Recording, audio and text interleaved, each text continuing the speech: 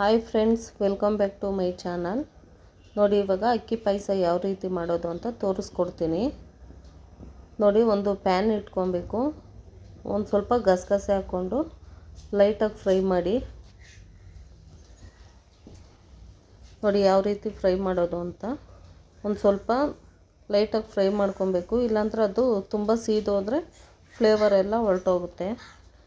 ನೋಡಿ, ಒಂದು ಮಿಕ್ಸಿ ಜಾರ್ಗೆ ಗಸಗಸೆ ಹಾಕ್ಕೊಬೇಕು.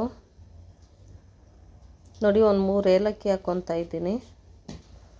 ನೆನೆಸಿಟ್ಕೊಂಡಿರೋದು ಅಕ್ಕಿ ಹಾಕ್ಕೊತಾ ಇದ್ದೀನಿ. ನೋಡಿ, ಸೋನಾ ಮಸೂರಿ ಅಕ್ಕಿನಾದರೂ ಹಾಕ್ಕೊಬೋದು, ಯಾವುದಾದ್ರೂ ಹಾಕ್ಕೊಬೋದು.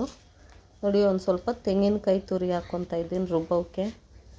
ನೋಡಿ, ಇದು ಬೆಲ್ಲ ಕಾಯಿಸಿಟ್ಕೊಂಡಿದ್ದೀನಿ, ಫುಲ್ ಎಲ್ಲ ಶೋಧಿಸ್ಕೊಂಡು. ಅದರಲ್ಲಿ ಗಲೀಜು ಏನಾದರೂ ಇರುತ್ತೆ ಅಂತ ಅದು ಸ್ಕಿಪ್ ಆಗೋಗಿದೆ. ನೆಕ್ಸ್ಟ್ ವೀಡಿಯೋದಲ್ಲಿ ಅಪ್ಲೋಡ್ ಮಾಡ್ತೀನಿ ಅದು.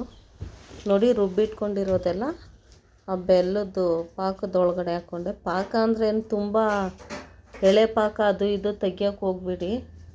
ಸುಮ್ಮನೆ ಅದು ನೀರು ಹಾಕ್ಕೊಂಡು ಒಂದು ಸ್ವಲ್ಪ ಗಲೀಜು ಏನಾದರೂ ಇದ್ದರೆ ಶೋಧಿಸ್ಕೊಂಡು ನೀಟಾಗಿ ಇಟ್ಕೊಳ್ಳಿ ಅಷ್ಟೇ. ನೋಡಿ ಯಾವ ರೀತಿ ಆಗಿದೆ ಅಂತ. ನಾನು ರುಬ್ಬೋಕ್ಕೆ ಡ್ರೈ ಫ್ರೂಟ್ಸ್ ಅದು ಇದು ಎಲ್ಲ ಹಾಕ್ಕೊಂಡಿದ್ದೀನಿ, ಅದೆಲ್ಲ ಸ್ಕಿಪ್ ಆಗೋಗಿದೆ. ಬೇಕಂದರೆ ನೀವು ಹಾಕ್ಕೊಬೋದು. ನೋಡಿ, ನೆನೆಸಿಟ್ಕೊಂಡಿರೋ ಕಡಲೆಬೇಳೆ ಹಾಕ್ಕೊತಾ ಇದ್ದೀನಿ.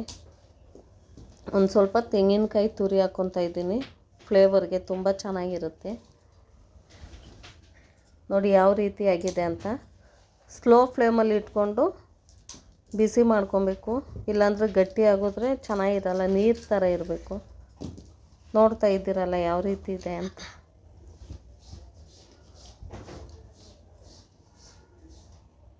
ನೋಡಿ, ಲೈಕ್ ಮಾಡಿ, ಶೇರ್ ಮಾಡಿ, ಕಮೆಂಟ್ ಮಾಡಿ ಫ್ರೆಂಡ್ಸ್. ಯಾರು ಸಬ್ಸ್ಕ್ರೈಬ್ ಆಗಿಲ್ವೋ ಆಗಿ.